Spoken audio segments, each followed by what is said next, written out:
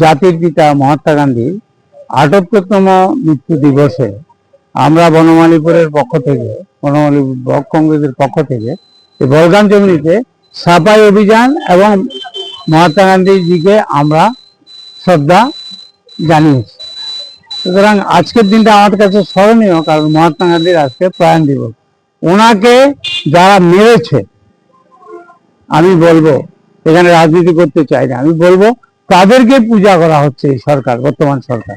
সুতরাং জাতির জনককে যারা হত্যা করেছে তারা আজকে পূজিত হচ্ছে, এটা আনফরচুনেট।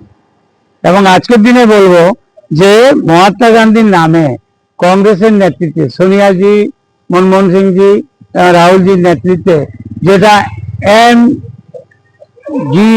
রেগা হয়েছিল, গ্রামে গঞ্জে যেটা কাজ হয়েছিল, সেটাকে বন্ধ করে জি রামজি করেছে। জি রামজি ঠিক আছে, আগে ছিল যেটার পার্সেন্টেজ স্টেট 10%, রেগা আর সেন্ট্রাল গভর্নমেন্ট 90%। এখন বলে দিয়েছে স্টেট 40%, সেন্ট্রাল গভর্নমেন্ট 60%। তাইলে স্টেট কোথা থেকে পাবে 40%? সেটা ইনকাম কি?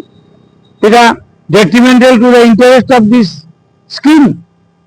এই স্কিমটা ফলপ্রসূ হওয়া খুব কঠিন এবং বিভিন্ন রকমের তার প্রতিবদ্ধকতা আছে এই স্কিম।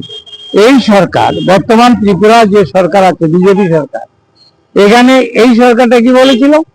18তে বলেছিল মিনিমাম 200 দিনের কাজ হবে, 340 টাকা মজুরি হবে। কোথায়? এখন যে জি রামজি যে তারা অ্যাক্ট এনেছে, যেটা লাগু করার চেষ্টা করছে, ওটার মধ্যে তো 340 টাকা মজুরি নেই, 200 দিন নেই, 125 দিন করছে। হবে কিনা কি জানে। এখন এমজিএন রেগার 30-40 দিনও কাজ হয় না, এটাকে প্রায় বন্ধ করে দিয়েছে। সুতরাং এটা আমি তীব্র প্রতিবাদ করছি। এবং ঠিক আছে, জি রামজি একটা স্কিম আনতে পারে, নতুন প্রকল্প আনতে পারে, এমজিএন রেগাটাকে চালু রেখে আরেকটা আনো, ডাবল বেনিফিট দাও গ্রামের লোককে, বেকারদেরকে। টুয়েব যেটা ছিল, টুয়েবটা প্রায় বন্ধ। শহরে তো গ্রামীণ কোনো প্রকল্প নেই, শহরে টুয়েবটা এখন প্রায় বন্ধ। পুজোর সময় 2-3 দিন কাজ হয়, দুর্গামা আসলে, দুর্গামা 3-4 দিনের জন্য আসে, এখানে 3-4 দিনের কাজ হয়, আর টুয়েব কাজ বন্ধ। গ্রামে লোক খাওয়া দাওয়া পাচ্ছে না, অনাহারে আছে, শহরের গরিবরা অনাহারে আছে। এই সরকারের কোনো হেলদোল নেই। তাই আমি অনুরোধ করব, এমজিএন রেগা চালু থাকুক, জি রামজিও তারা ইন্ট্রোডিউস করার চেষ্টা করুক, এইভাবে যাতে গ্রামের অর্থনীতি ধ্বংস না হয়, তার জন্য আমি অনুরোধ করছি।